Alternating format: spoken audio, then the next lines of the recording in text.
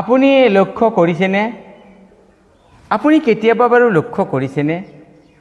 কিছুমান মানুহে আগতে বহুত আন মানুহক লগ পাব বিচাৰিছিল, লগত থাকি ভাল পাইছিল, বন্ধু আড্ডা পাৰ্টি সকলোবোৰ ভাল পাইছিল।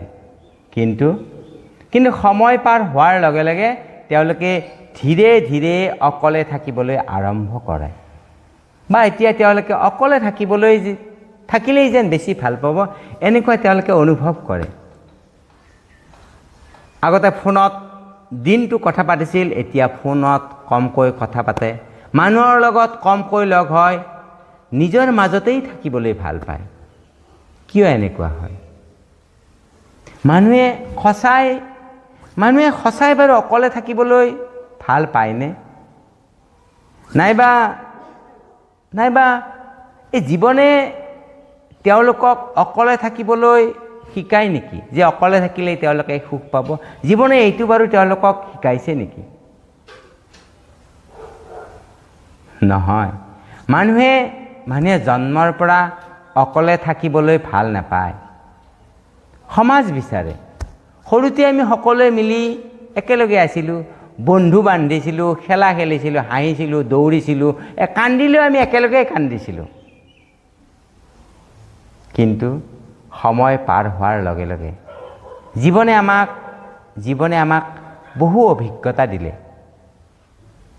কেতিয়াবা বিশ্বাসঘাতকতা দিলে, কেতিয়াবা আমাক অৱহেলা দিলে, কেতিয়াবা অযথা কষ্ট দিলে আমাৰ জীৱনে। এইবোৰ অভিজ্ঞতাই মানুহক ধীৰে ধীৰে লাহে লাহে সলনি কৰি তোলে। ফলত বহু মানুহে ভাবে অকলে থাকিলেই হয়তো কষ্ট কম পাম, অৱহেলা কম পাম। সেইকাৰণে মানুহে এতিয়া ভিৰৰ পৰা আঁতৰি অকলে থাকিবলৈ লৈছে। আৰু এটা ডাঙৰ কাৰণ হৈছে মানুহে মানসিক শান্তি বিচাৰে। বহু সময়ত মানুহৰ ভিৰৰ মাজতো মানুহে ক্লান্ত হৈ পৰে। অপ্ৰয়োজনীয় কথা, নাটকীয় ভংগী বা নাটকীয় ধৰণৰ কথা, মিছা কথা, অহংকাৰ বা প্ৰতিযোগিতা ধৰণৰ এইবোৰ সমাজত চলি থাকে বা সন্মুখত ব্যৱহাৰ কৰে বা শ্ব' কৰে। এইবোৰৰ পৰা বাচি থাকিবলৈ বহু মানুহে নিজকে এতিয়া সমাজৰ পৰা, বহু মানুহৰ ভিৰৰ পৰা আঁতৰাই ৰাখে। তেওঁলোকে বুজি পায় শান্তি বহু ভিৰৰ মাজত নাথাকে, শান্তি বহু মানুহৰ মাজত নাথাকে। শান্তি থাকে নিজৰ নীৰৱতাত। যেতিয়া নিজে নীৰৱ হৈ থাকিব পাৰিব নহয়, তেতিয়া তেওঁ শান্তি অনুভৱ কৰিব। আকৌ কিছুমান মানুহে স্বাভাৱিকতে ইন্ট্ৰোভাৰ্ট হয়। তেওঁলোকে বহুত মানুহৰ মাজত থাকিলে কিবা যেন নিশকতীয়া অনুভৱ কৰে, দুৰ্বল অনুভৱ কৰে, শক্তি হেৰুৱাই পেলায়।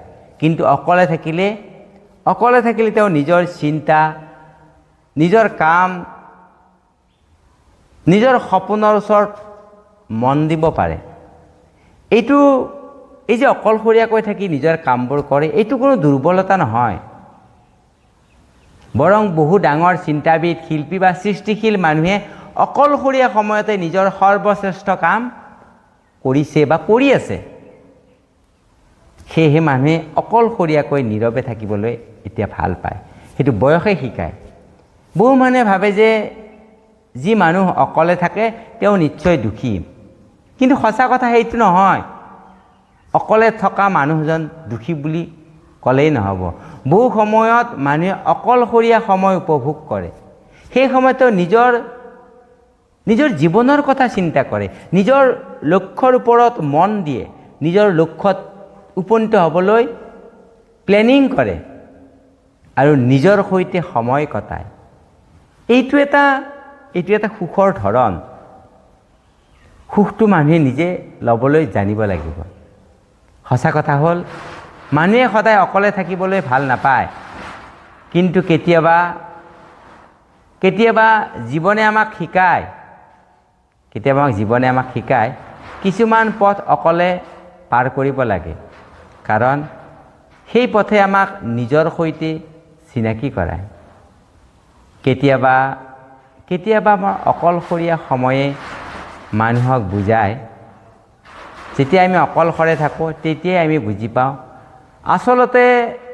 আচলতে সেই মানুহজন কিমান শক্তিশালী। অকলশৰীয়াকৈ যেতিয়া থাকিব নহয় তেতিয়াই তেওঁ নিজৰ শক্তি অনুভৱ কৰিব পাৰিব, আৰু তেওঁ যদি দুৰ্বল তেওঁ নিজকে শক্তিশালী কৰিব পাৰিব, আৰু তাৰ বাবে মানুহ অকলশৰীয়াকৈ থকাৰ প্ৰয়োজন। আজিলৈ এৰিলোঁ, পুনৰ আপোনালোকক লগ পোৱাৰ আশা থাকিল। যদি আপোনালোকে মোকো পুনৰ লগ পাব বিচাৰে তেতিয়াহ'লে নিশ্চয় চেনেলটো ছাবস্ক্ৰাইব কৰি লগত থাকিব। পুনৰ আপোনালোক সকলোকে নমস্কাৰ।